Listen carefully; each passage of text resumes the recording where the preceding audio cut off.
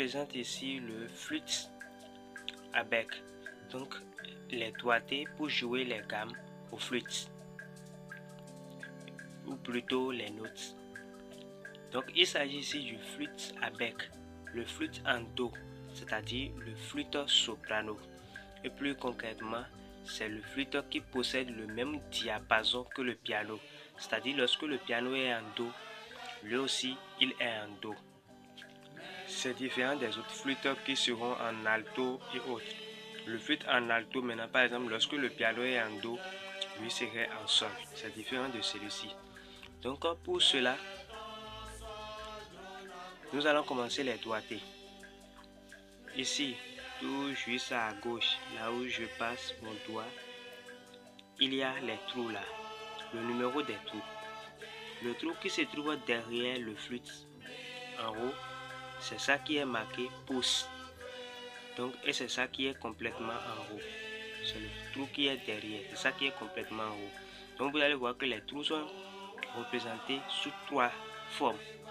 Il y a celui qui est en haut tout seul, et après ça, il y a trois qui est que le dessus, et complètement en bas, il y a quatre différents trous.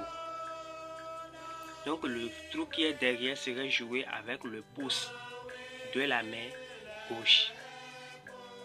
Bon, pour d'autres personnes, ils peuvent placer la main droite en haut et la main gauche en bas. Sinon, normalement, c'est la main gauche qui va rester en haut et la main droite va rester en bas. À ce niveau, nous allons tous comprendre que c'est la main qui reste en haut, c'est son pouce qu'on va utiliser pour jouer le trou qui est derrière. Donc, et après ça, le doigt numéro 1, 2, 3. Après le pouce, le doigt qui le suit, c'est ça qui est le numéro 1. 2, 3. Comme cela. Et donc, le numéro des trous est représenté comme cela avec les numéros 1, 2, 3. Donc, nous allons dire que nous allons avoir 7 trous devant le flûte et un trou derrière. Donc, nous allons utiliser 3 doigts à la main gauche pour jouer les trous qui sont devant sur le flûte en haut et 4 doigts sur la main droite pour jouer les trous qui sont derrière. Donc, c'est-à-dire les trous qui sont en bas là.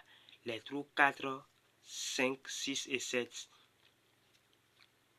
Et là, lorsque les trous sont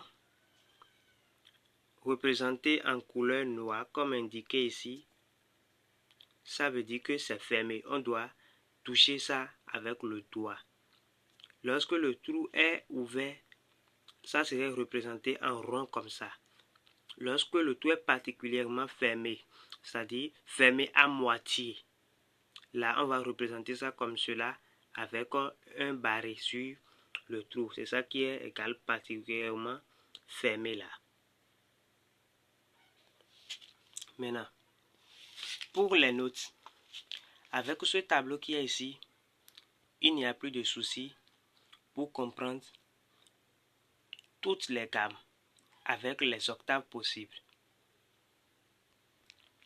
Tout d'abord ici, voici les tonalités en musique.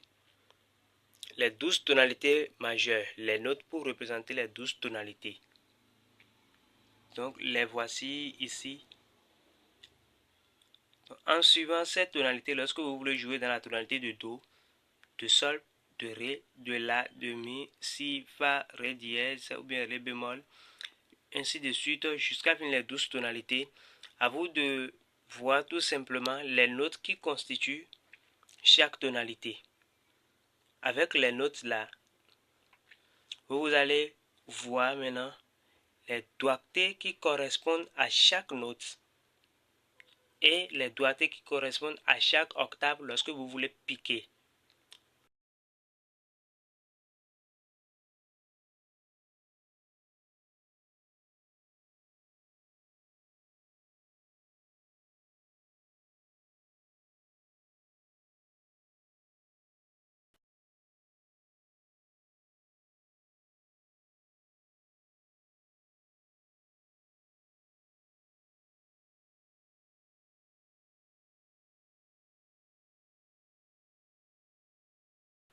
Donc, arrivé sur notre instrument ici, nous allons savoir que pour chaque note, les 12 notes de la musique, le doigté est représenté ici.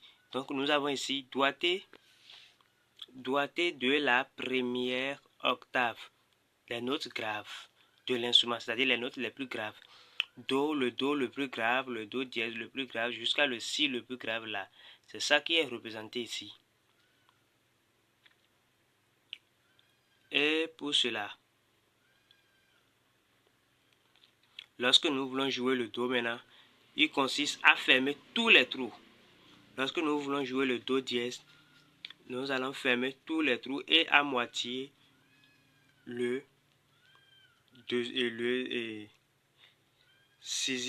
septième trou. Et lorsque nous voulons jouer le ré, nous allons laisser le septième trou ouvert et fermer tous les autres trous. Ainsi de suite, pour mi bémol, nous allons laisser le sixième trou à moitié et le septième trou ouvert. Ainsi de suite jusqu'à si. Maintenant, deuxième octave. Donc, les notes que nous allons trouver ici, ce sont les mêmes notes. C'est les mêmes notes, seulement qu'ils vont sonner plus aigus par rapport au premier son. Donc ici, doigté de la deuxième octave. Là, le do qui est ici va sonner plus fort, mais c'est la même note. Ça porte le même nom.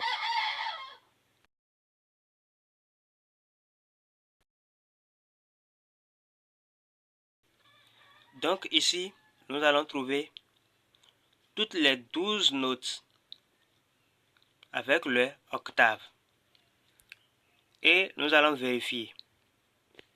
Est-ce que c'est toutes les notes qui sont encore représentées ici? Bon, là où vous allez voir, par exemple, au niveau de si bémol et de si, il y a deux doigtés qui sont présentés, c'est-à-dire deux formes de doigtés. Là, vous allez choisir entre les deux, l'un ou bien l'autre. Au niveau de si, ici, il y a quelque chose qui est représenté ici à gauche et l'autre à droite. Tous ces deux possibilités, lorsque vous les jouez, ça va donner la note si. Seulement, vous allez voir que ce qui serait plus accessible pour vous et prendre dedans. Pour le si aussi.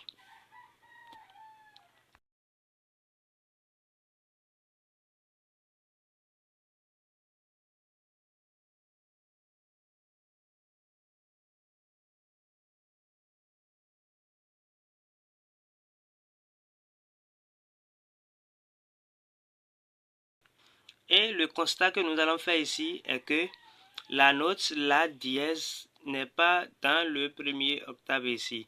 Après la, non désolé, elle est bien là. Sol, sol dièse, la dièse et si. Donc c'est bon. Donc ce qui veut dire que toutes les notes sont présentes ici, au niveau du deuxième octave. Donc nous allons voir. Au niveau du troisième octave, le premier constat est que il y a certaines notes qui ne sont pas présentes. Ce qui veut dire que pour le troisième octave, on n'a pas besoin de changer de doigté pour ces notes-là. Lorsqu'on garde les doigtés du deuxième octave, on peut piquer jusqu'au niveau où on veut. Maintenant, au niveau du troisième octave, nous avons tout simplement la note do, do dièse, ré, mi bémol qui est ré dièse encore, mi, fa, fa dièse et sol. Ce sont ces notes seulement qui ont de troisième octave. Ce qui veut dire que pour trouver les sons qui se trouvent dans le troisième octave là, pour ces différentes notes qui sont écrites ici, il faut appliquer ces doigtés. Si on applique les doigtés du deuxième octave ici, ça ne peut pas donner les sons de ces différentes notes là dans le troisième octave. Pourtant, les notes comme la note mi, qui ne se trouve pas dans le troisième octave ici. La note mi qui ne se trouve pas dans le troisième octave, mais qui se trouve dans le deuxième octave là.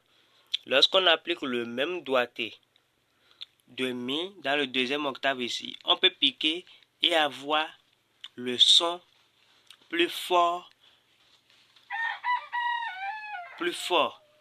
et aboutir au son qui se trouve dans le troisième octave. Donc voici un peu ce que ça donne. Donc le problème de l'octave en musique est qu'avec les doigtés du premier